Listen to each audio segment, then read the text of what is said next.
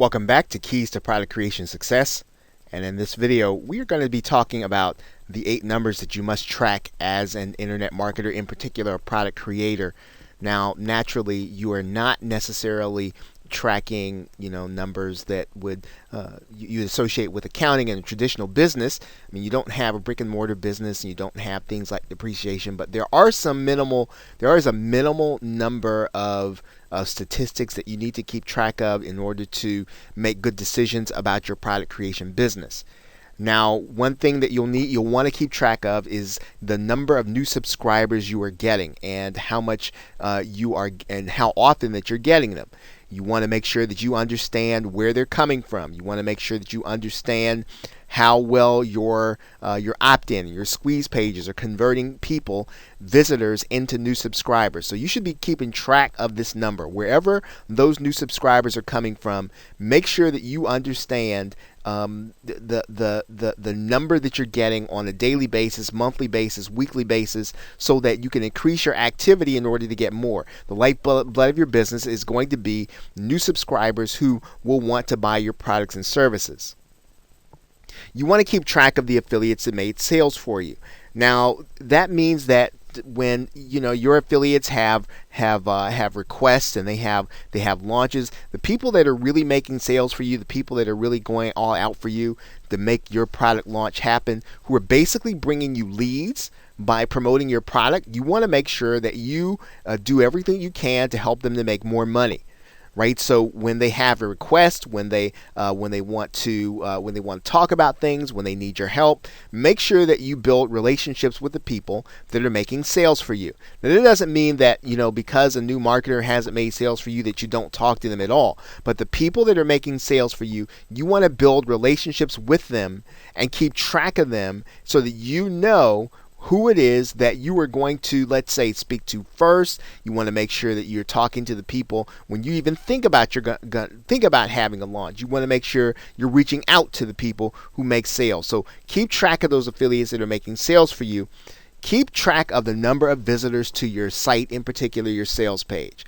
This is your conversion rate. Now, often what people are going to do, they're going to send people to a bonus page first, but you want to keep track of how well your site is converting. Because if your site's not converting, you need to change the copy. Maybe you need to change something so that your affiliates can make more sales. But keep track of the number of visitors that are coming to your site and also the number of sales that you make. Now, it's not just enough to keep track of the amount of money you're making, number of sales you're making. You want to keep track of those numbers in context or in relation to the number of visitors to your site.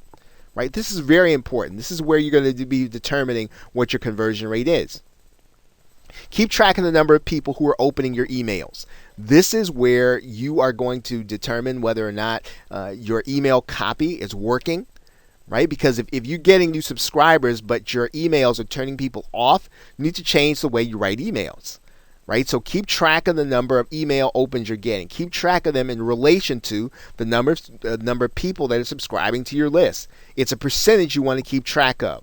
Keep track of the number of people who are clicking through. Once again, it is an indication of your email copy. Right? Or maybe it is an indication of the offers that you are picking, or it is an indication of the kind of products you are creating. If you can't get people interested enough to click your links, you're going to make a minimal amount of money. Keep track of these things. The earnings per click. So in other words, how much money are you making every time somebody clicks a link? This is an indication, again, of how good your offer is. It's an indication of how well you are doing in terms of getting the right traffic in front of your offer. So earnings per click is going to be very important. It's also going to be very important to your affiliates. They want to know that you're getting a high earnings per click. Now, of course, there are ways that you can control that number, that you can lessen the impact if you're having a bad sale. But at the end of the day, affiliates want to know that if they send traffic to you, it's going to convert, right? And we've already talked about conversion rates, the number of sales per visitors that you're going to be getting. And then, of course, keep track of the money that you're spending out of pocket on a particular launch. That impacts how much. I mean, if you're spending a certain amount, you want to know how much that translates into new subscribers.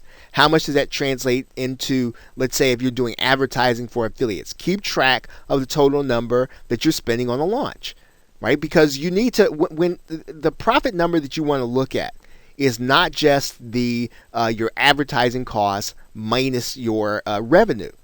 It really is the entire budget that you spent on the launch. Copywriter, right? Maybe you have had graphics done. Okay, maybe you increased the capacity on your server. Maybe you went and bought images for the sales page. Keep track of the total dollar amount you're spending out of pocket. Did you hire someone to outsource your support to? Total dollar amount is important because you want to understand how much it takes to get the number of sales you're going to get in a launch, right? That's important. You have to, because if you're spending more than you're making, then you've got to do something different, or you've got to increase the amount of sales you're getting for the money you're getting. And so you've got to be able to go back and track that number so that you can determine where you need to improve the numbers you're getting on a launch. Okay, so don't just be happy, right, with making sales. Don't just be happy with making, let's say, enough sales that you can that you can say you made a significant amount of money. Keep track of the money you're spending out of pocket, right? And at some point you want to increase your return on the investment you're making into a particular launch, right? As you progress as a marketer. Okay, so those are the 8 numbers that you should be tracking, the what and the why. So with that, thanks, and I will see you in another video.